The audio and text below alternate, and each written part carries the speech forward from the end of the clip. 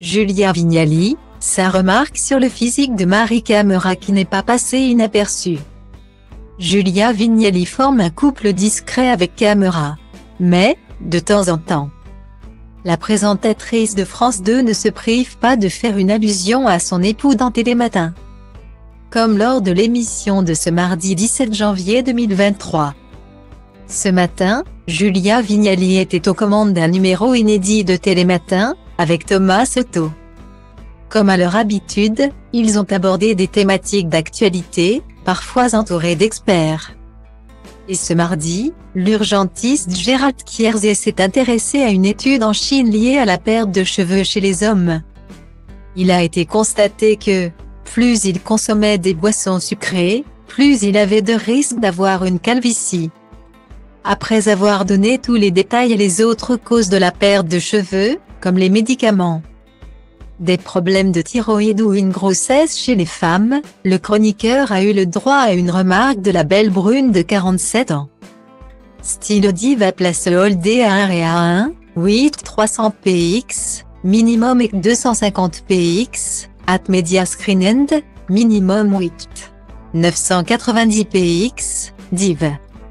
À place Holdé à 1 et à 1, 8 620 px, minimum EC 350 px, style.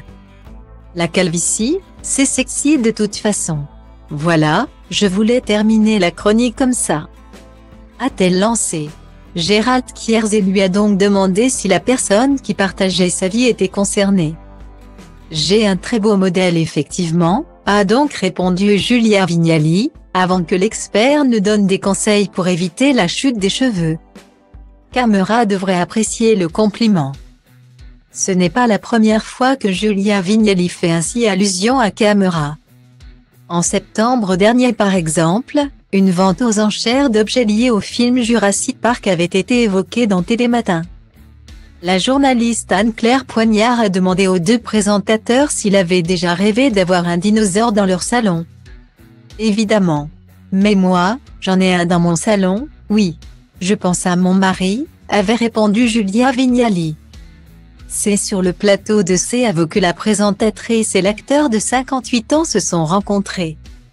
En 2014. Ils auraient pourtant pu se rencontrer bien avant comme l'avait révélé Julia Vignali à Télé 7 jours. En 2019.